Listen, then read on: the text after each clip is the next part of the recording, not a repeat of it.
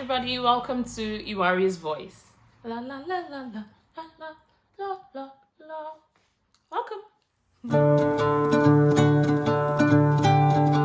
If you're new here, welcome.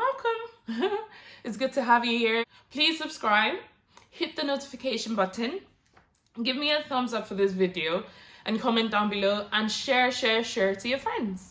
Share to your enemies even, because I'm about to share some really good nuggets in this video. So let's go. This video is going to be about virtual networking and attending virtual career fairs. So in this new world of work that we're in, so many things are done virtually. There's some parts of the world that's been locked down or been in lockdown since last year when coronavirus hit. A lot of workplaces had to change their tactics when it comes to career fairs and organizing networking events. Also, universities have had to change their tactics when it comes to career fairs. And if you're on the lookout, there's a lot of virtual career fairs going on at the moment. So I'm just going to give you a few tips on how to get yourself noticed, because it can be difficult as it is getting yourself noticed when it comes to being physically present at a career fair. Not to now talk of when it comes to being virtually present. It brings a whole new angle into it. It's like, what do I do? How do I make myself known? How do I make myself visible? And things like that. So we're going to address that in this video. Step one is bring a positive attitude.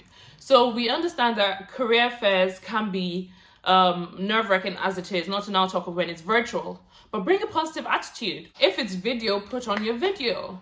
If it's not video, just make sure that you have a positive attitude when you're talking, when you're asking your questions, and have a positive vibe, because it's noticeable, right? There's a difference between, hi, my name is Teosi, nice to meet you. I'm not saying fake it, right? But just just have a genuine positive attitude, and when you're there, be positive. Put on your video if it's a video career fair.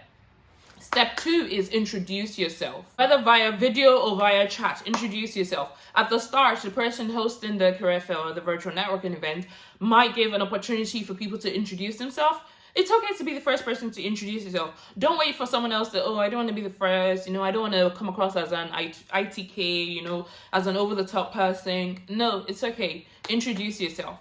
Prepare a 2 to 3 sentence intro about yourself. So, hi, my name is Teosi. I currently attend the University of Warwick, and I am an LLM. My major is LLM in International Corporate Governance and Financial Regulation, and I'm really interested in this company because blah, blah, blah. Or, hello, my name is Teosi. I currently work in a law firm, or I currently work in-house. Just prepare a 2 to 3 sentence introduction about yourself. So, who are you, where are you currently, and why are you at the event? Make sure it's impactful. The intro can be via chat if people are talking via chat, if there's no audio capabilities, or it can be via video if there's video capabilities and they give the opportunity to introduce yourself, right? Don't be shy about it. Go for it. Yeah. The next step is to prepare thoughtful questions.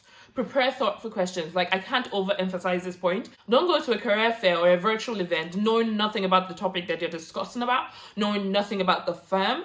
Prepare thoughtful questions. And this ties into my next point. I'm just going to talk about the prepare thoughtful question points right now.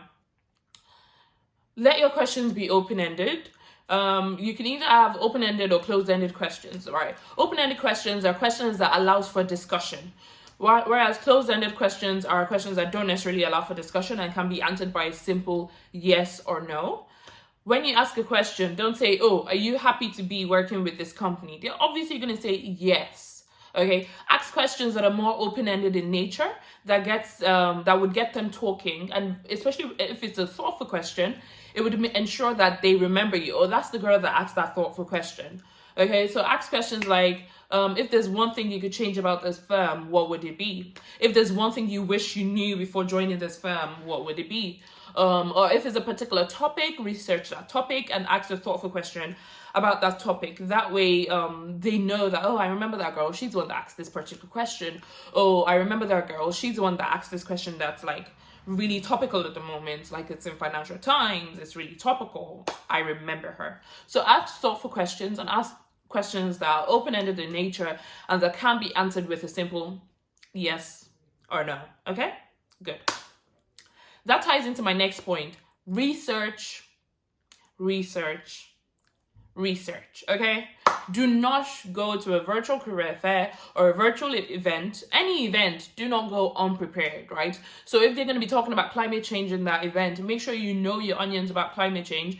And if you don't know your onions, research, right? The internet is there for all of us right now. And the internet is free. Well, for most people, the internet is really accessible. So research, research, research. Make sure that you're clued on about the topic. Make sure that you know about the people that would be attending the event. Research, research, research.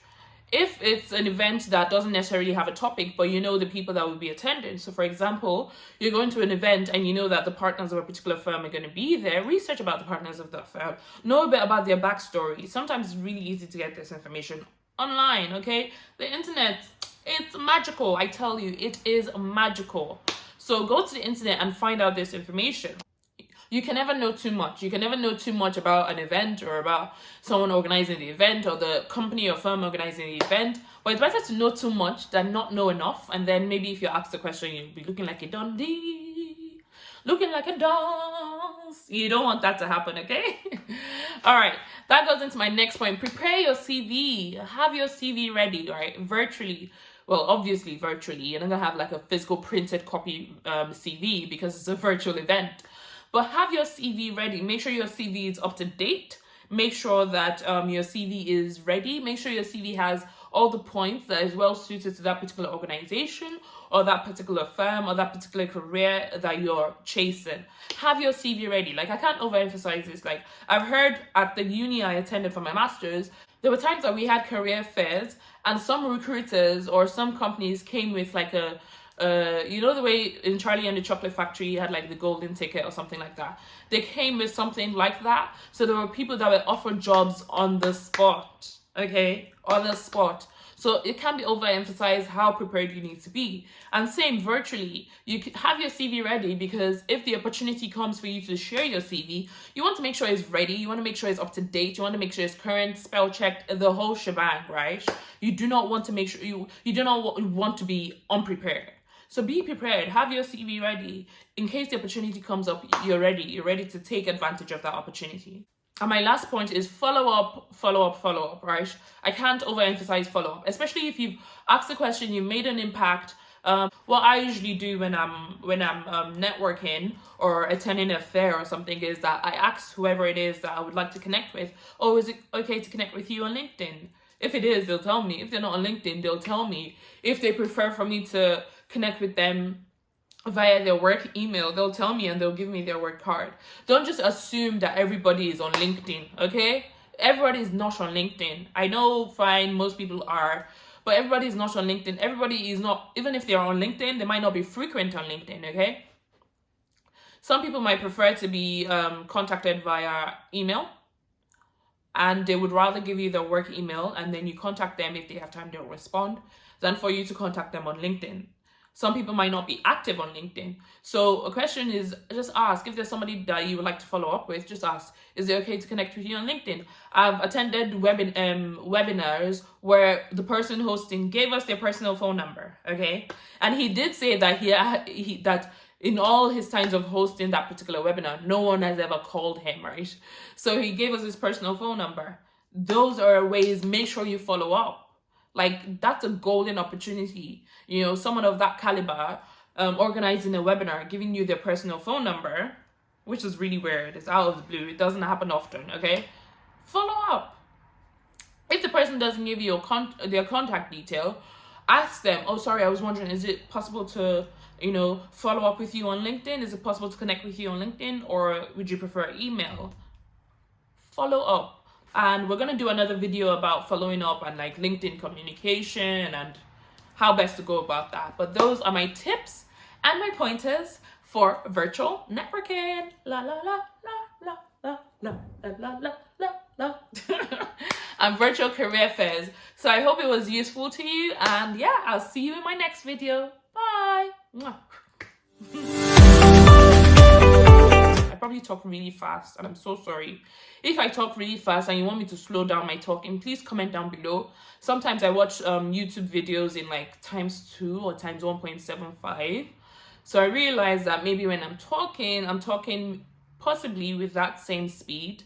But I find it really annoying when people talk like really slowly and things like that. But if I'm talking too fast, please let me know and I will try and slow it down. Thank you. Why did I do this thing and I not put on the ring light? What is now the point? But the joke was about the ring light, me, they don't ring light. Imagine.